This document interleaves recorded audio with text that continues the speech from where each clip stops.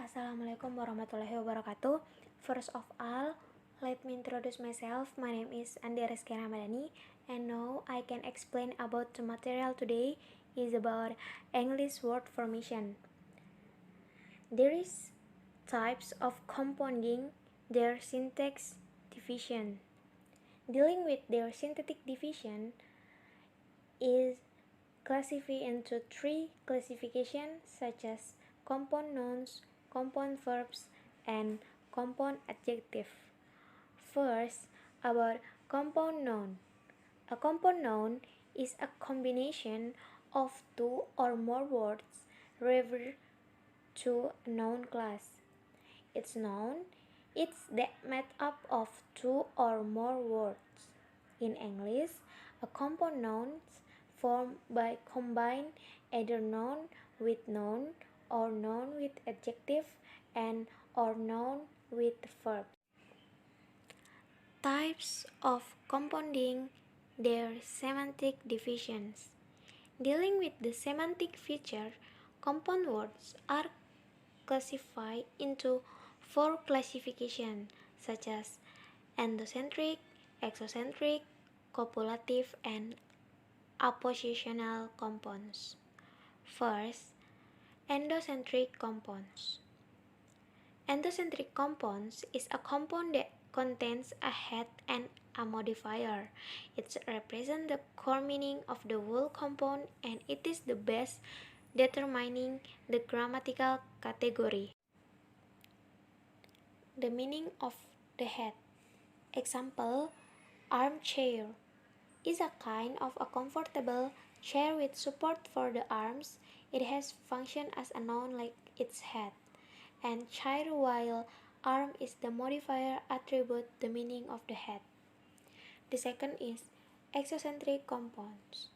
Unlike endocentric compounds, exocentric compound is a compound which does not have a head. Its meaning often can be transparently guessed from its constituent parts. Example is a blue stocking is not a kind of blue stocking but it refers to a well-educated woman.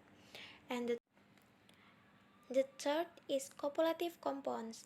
It's a compound which has two semantic heads and they are same in their contribution to the meaning of the whole compound word. Example is Austria-Hungary. It refers to the two things, Austria and Hungary. And it's not very common in English.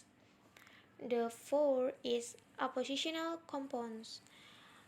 An oppositional compounds, it refers to the lexeme which has two contrary attributes which classify into compound, such as poet-translator. It refers to person whose job as both a poet and translator. And there is problem in compounding. The first is very difficult to become aware of which compounds are written. Why? Because there are no obvious rules when compound words are written as one word. This difficult. It's also experienced by some native speakers. And the second is some non-native speakers can guess the meaning of exocentric compounds. It's easily because their meanings are transparently guessed. Third is not easy to determine which words are more heavily pronounced in their first and which one in their second part. And the fourth is some us have a difficult to distinguish between compound words and phrase, especially spread compound words because they seem like phrase. The last is neoclassical compounding.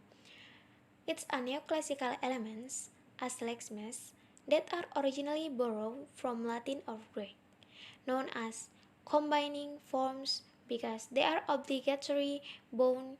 They never occur alone in their own, even they have free root form such as bio, photo, geo, and so on.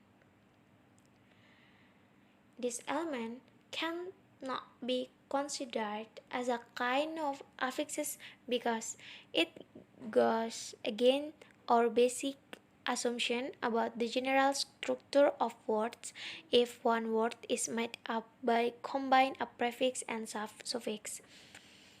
Example is geology. In this case, both geo and logy are best treated as bond roots, not as a prefix and a suffix. The example provided previously about geology, it's made up of geo meaning is earth and logy meaning science of thus. It's combined two Greek elements in order to form and a new word is known as neoclassical compound.